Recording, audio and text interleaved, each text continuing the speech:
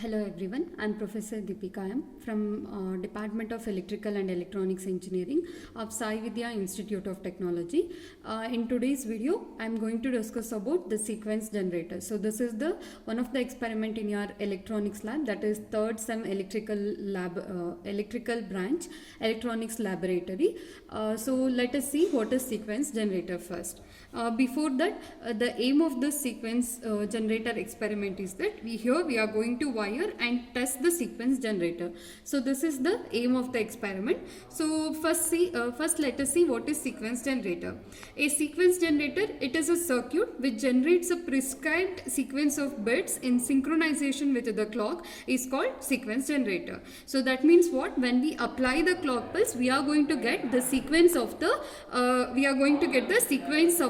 bits. So whatever the bits here are there, so these bits will be synchronization with the clock pulse. So that means what? When we apply the clock pulse, they get the output. So this is nothing but the sequence generator.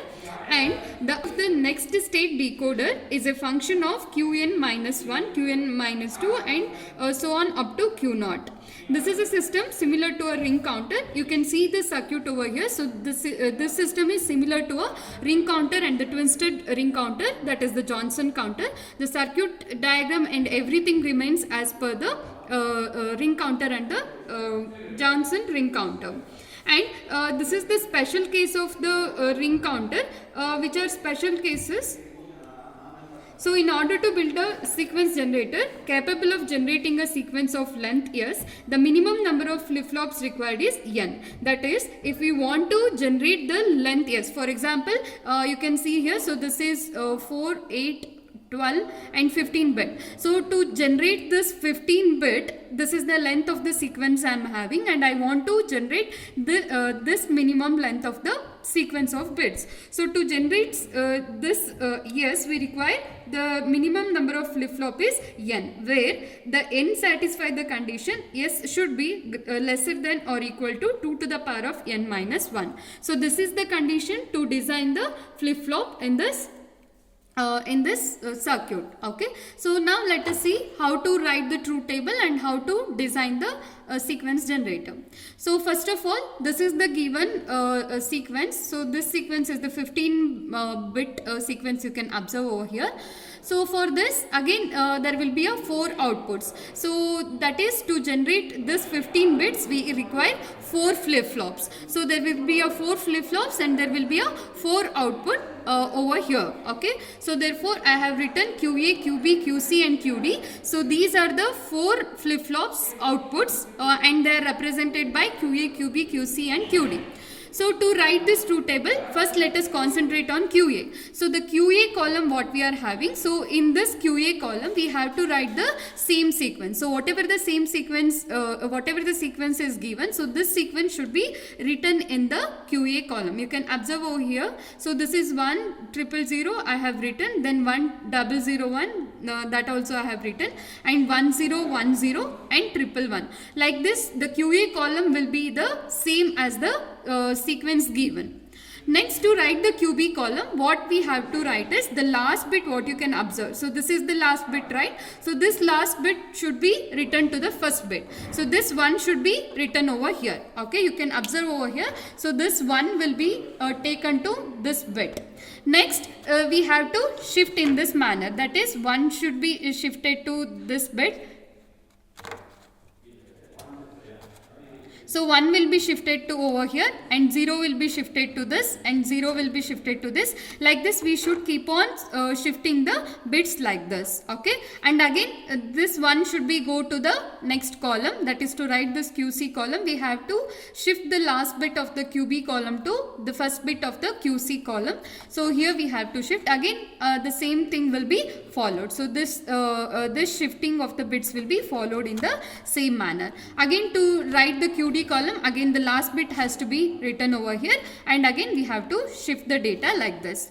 Then to write the Y column, so to write this Y column, how we are going to write means, so here we are leaving this first bit and we have to write the remaining all bits in this fashion. So all these bits should be written like this, and this first should be written to the last bit. Okay, like this we have to write the y column. So how we are going to write? So leaving the first bit, we have to write the all the remaining bits, and the first bit should be written in the last bit part.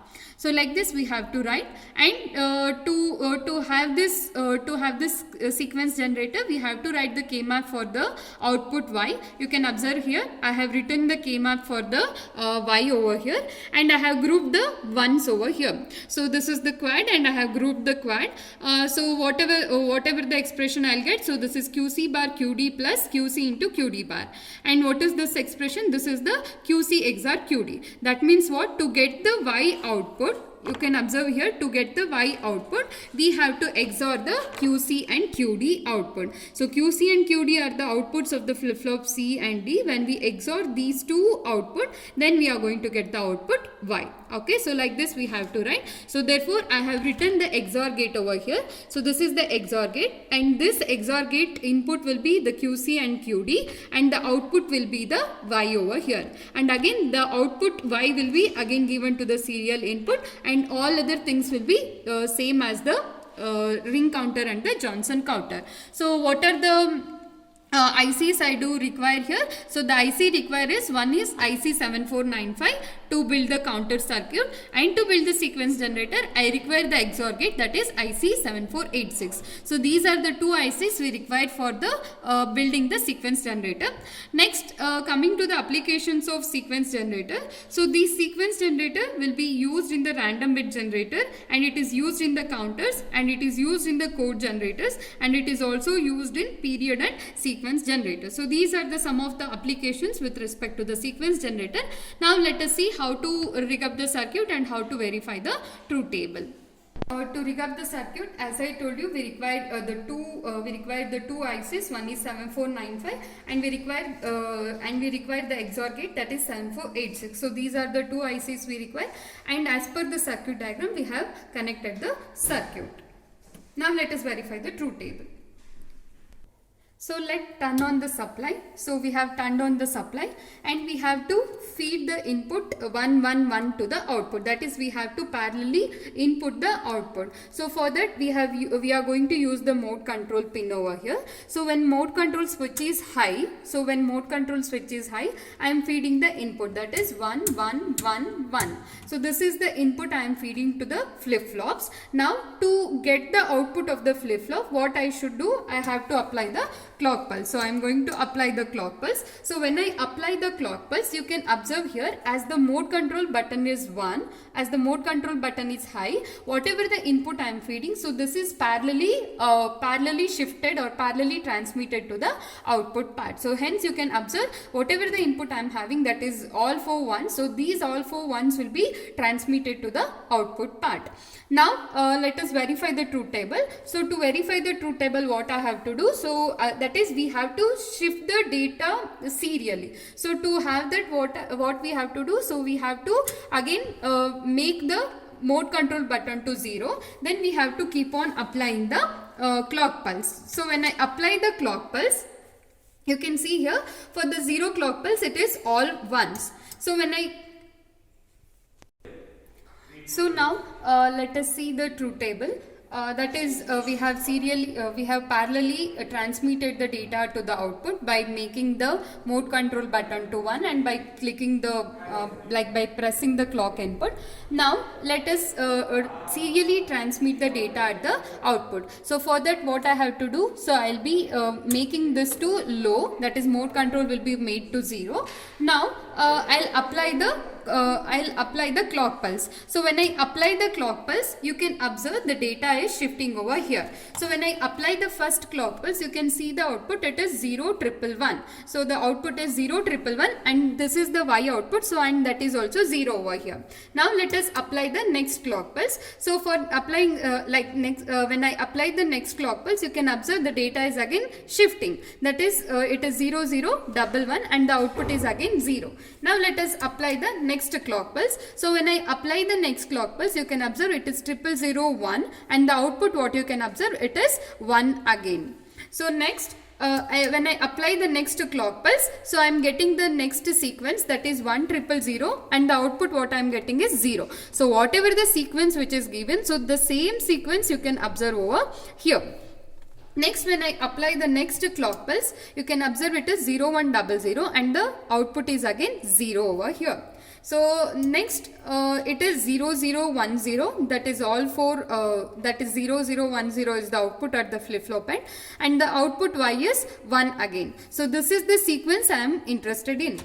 So next, it is 1001, so the output is again 1. So when I apply the next clock pulse, it is 1100, and the output is again 0. So when I apply the next clock pulse, it is 0110, and the output what I am getting is 1 over here. So next, when I apply the next clock pulse, so it is 1011, and the output is 0 over here. So for the next clock pulse, it is 0101, and the output is 1. And for the next clock pulse, it is 1010, and output is 1. And in the next clock pulse, it is 1101, and the output is 1. And in the next clock pulse, it is 11101. So what I want to conclude here is, so whatever the sequence they are given, so these sequence has to be written in this like tabular column. So after writing this tabular column, then we have to apply the K-map for the Y column. So when I apply the K-map for the Y column, I will be getting one expression. So according to this expression, I have to use the extra gates for the IC 7495. So when I apply, when I use the extra gate, that is XOR gate for this particular sequence, then I'll be obtaining the sequence at the Y. So this Y will be indicating the sequence which is given in the which are given. Okay, so this is how we have to verify the sequence generator.